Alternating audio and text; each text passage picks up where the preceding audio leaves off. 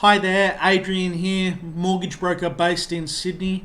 On this channel we talk about all things lending, finance and investments, and on this video we're going to discuss everything around the FIRE community. Now, FIRE is financial independence, retire early. Now, there are quite a large community online as well as on YouTube, and a lot of people doing videos on this topic. Now, I guess the key thing to start out with is everyone has a different view of FIRE for their personal circumstances. Some people are younger in life and they just want to chip away, put money into investments and hope to retire 5 to 10 years early. Some people are already middle-aged in the 40, 45, 50 bracket that want to maybe shave 5 years off and have a good retirement. Where they don't lose their lifestyle. And then there's other people like me. I'm 34, and my view of FIRE is that in the next 5 years I want to be fully able to do whatever I want whenever I want. So that's me. And really, there is a community in America right now, in the USA, where there are a couple of large YouTube channels based on people that had pretty good incomes for between 5 to 8 years, and they put about 70 to 75% of that income into investments during that time, and then they retired early. So their vehicle for doing that was exchange traded index funds. My vehicle is property to start out with, and then obviously using the super fund environment, as well as some shares and index funds at a later date, as well as Australian listed companies. So I guess a key thing for us to talk about is you've got to sit down and really discuss with your partner on what you want to do as far as FIRE goes, and what's actually achievable and what's not.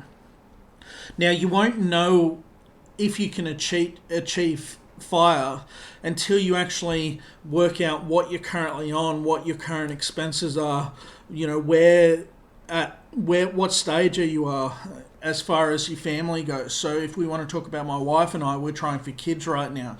So if we're not factoring in maybe 1, 2 or 3 kids into the equation, we're not doing things the right way. And obviously that could come at the time that I want to retire. So I've got to make sure that there's enough assets there, and income generating assets to actually retire if I wanted to. But I guess my view of FIRE is very different from others. Others choose FIRE to completely stop work.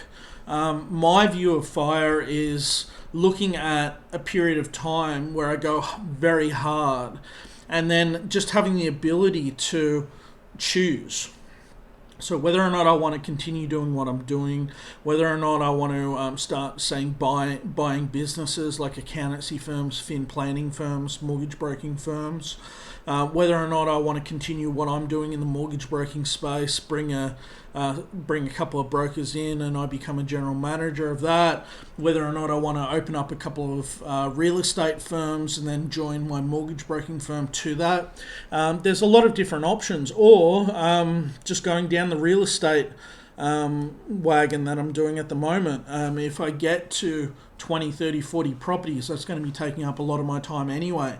So I guess the key thing for me is in the next 5 years, I want to give myself choice to do whatever I want. That's my version of FIRE. So I don't think I'll ever stop working, because I'm a person that always has to have my hands and fingers into things. But at the end of the day, if we want to talk about me and my FIRE, then we need to discuss, what I've sat down and discussed with my wife. Now, right now I'm on track for about 10 to 12 investment properties with rental income coming in of, give or take, say the realm of 380 to 420k rent per year. That's what my target is. And look, I do want to go much larger than that, but I also know that when you're looking at market cycles, the market goes up, then it goes down, and then it plateaus. But every kind of 5 to 7 years, you have a big event, and every kind of 12 to 14 years, and sometimes even shorter, 10 years, you have a really big event where the market gets impacted. So really, my view of it is you ride the boom.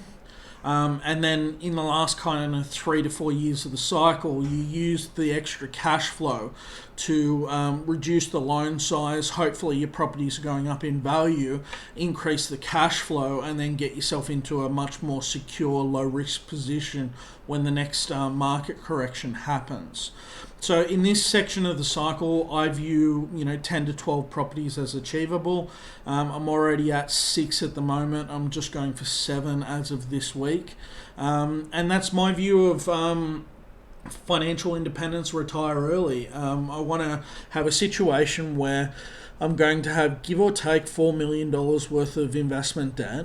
I'm going to have a value of property, if all things being equal, at about $5.5 million, which is, in my view, ticking up about 5% a year. Obviously, the market's been going up a lot more heavily than that, but averaged out over a 30-year period, probably 5 to 7% is reasonable. So I've used 5. So if I've got $5.5 million worth of property assets, it's going up $275K a year tax free as long as I don't sell that property portfolio. So 1, my asset base keeps on going up. 2, my cash flow. So rents on normally goes up minimum 3% a year. All right, so if we look at a position that's inflation proof as far as property goes, inflation proof as far as rent goes, that 380 to 420K rent could be going up quite significantly higher. All right, and then that's pretty much where I want to be at this point in the cycle. Then I wait for the next downturn. I have lower LVRs, I pay down loans, I put money in the offset, I'm cashed up, and then I'm waiting for the next kind of drop in the cycle, and then I go out and I buy 5 or 10 other investment properties, and then obviously doubling my rental income. That would be the next stage in the cycle. So that's my view of FIRE. That's my view of how I'm going to do it. That's my vehicle that I'm going to use. And during that time, I'm not just going to be doing property. So most years, as of next year, because I'm still in the ramp phase of buying investment properties, I'm going to start doing 50 grand each for my wife and I into super. So I can do that, and being in the top tax bracket, I get a tax benefit out of that as well, because I'm taxed at 50%, but up to a certain cap, I get a tax concession for that. So I can put 100 grand into super every year, and then in the super environment, I'm going to be doing multiple things. So 1, I'm going to get 1 to 2 SMSF home loans. I'm going to make sure that those 2 properties are at 6 to 8% rental yield, because the rates are a little bit higher for self-managed super fund home loans. So I'm going to look at dual keys, I'm going to look at duplexes, and I'm going to look at houses and granny flats. So that's the next one. And then anything that's additional on top of that with the super contributions, I'm going to be putting probably about a half or a third into index funds that track the American market, the S&P 500, or say VTI that covers the full market, or I'll use like an AFI or a Whitefield, which is an Australian listed company, a listed investment company. So that will increase my income per year, and obviously it's a very diversified way to get into the market. So that's really what I'm doing as far as FIRE goes. I've not only looked at my current income, I've looked at what I would need as far as assets go to do what I need to with my family, and I've also accounted for 1, 2, or 3 kids. And then what I've done is I've looked at the different mechanisms and ways that I can get into property. I didn't really want to do it via the high risk methods regarding going into these very regional towns. So I've stayed in main cities, and I'm just implementing a very conservative strategy using a lot of granny flats, 2 units at this stage, 1 dual key investment, and most of my rental yield will be over 6% on the total portfolio. So that's what I'm doing as far as property goes. Most of what I'm doing is on a 10% deposit on interest only while I ramp the portfolio. And then when I'm maxed out and I refinance to a mid-tier bank with a very low rate, I'll be in a position where I can get the rate down and the valuations will be under 80%. And then I can go ahead and get the rates down on variable, because at the moment we're going through an interest rate cycle that will be going up. At the moment, fixed rates have been going up through the roof in the last kind of 3 to 6 months. So a good portion of my loans are fixed right now as we go through this section of the cycle, with rates slightly rising. But in 2 to 3 years, I see rates coming down anyway. So I just want to get through this point while I ramp, and then just get myself into a very good, secure cash flow position where, if I've got 10 properties, I don't have 10 renters. Most likely I've got close to 18 to 19 renters, depending on how many properties that I buy. So I'm diversified based on having almost double the amount of tenants. All right, so when you're looking at fire, you've got to be very reasonable with the way that you do it and the timeframes that you put on yourself. You've got to be looking at, if you say that you want to retire in the next 5 years, you putting 80% of your income into the market, your income would have to be super high, 200K plus, to be putting 80% of your wage into the market, coming out with maybe your 1 to 1.3 mil balance, depending on what the market does, and then hoping that you don't see a correction anytime soon. When really, all I've done is I've leveraged into property, and I'm building up an asset base which is over 5 million. And then really I've used a whole bunch of different strategies to diversify my risk as well as increase my cash flow. Plus, I'm going to stop buying at a certain point in the market where I know that I've got to de-risk the portfolio. So I find that property is a much better vehicle long term to reach fire in the Australian space quicker.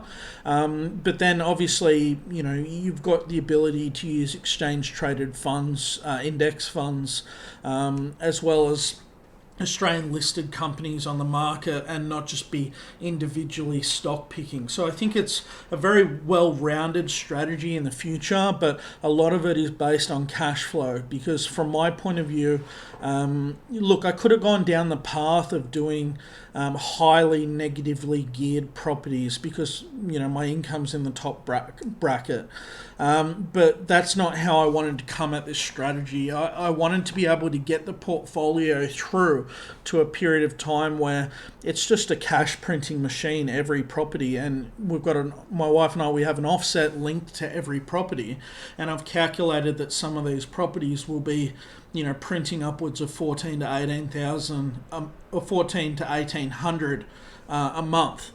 That's positive coming into the accounts once the granny flats are built. Now, obviously, you've got 4 to 5 grand normally of property management fees, insurance. You've got your council rates. You've got your things like that, and normally that accounts for about 4 to 5 grand. So as long as you're accounting for that in your numbers, you're going well. And then obviously you got your periods of vacancy, but the suburbs that I've targeted have less than 1% vacancy. One of my properties I put up for rent a fortnight before Christmas at the end of last year, and I had 6 applications for rent, and all of them wanted to move in pre-Christmas, which was unheard of, a fortnight out from Christmas. So I guess this video, I just want to make sure people are sitting there and really trying to get down and dirty at the start based on, what are my needs right now? What is my income? What is my expenses? What's my liabilities? And what the strategy is to achieve fire, put a time frame on it, and then figure out a conservative way to get there. Because let's say, for instance, you just want to go hard and put 70% of your paycheck into the market for an 8-year period, 10-year period. That's very good. It doesn't involve leverage. There's not a whole lot of risk. The downside is that you've got a very large period of time where a lot of your money's going away, so your lifestyle needs to be very, very, I guess, minuscule, or very, very slow. You can't be doing a whole lot of things if you're doing that, so you're really sacrificing an 8 to 10 year period of your life to get to that. But also, once you've done that for 8 to 10 years, really you've only got a balance of say 1 to 1.5 million if your income's good. So if the market's going up anywhere from, say 8 to 9%, you're really looking at a total return per year of maybe at best say 90 to 110 grand a year. And if you're not getting dividends out of the portfolio, you need to restructure it to get dividends out, which again involves capital gains tax and things when you start rearranging stuff.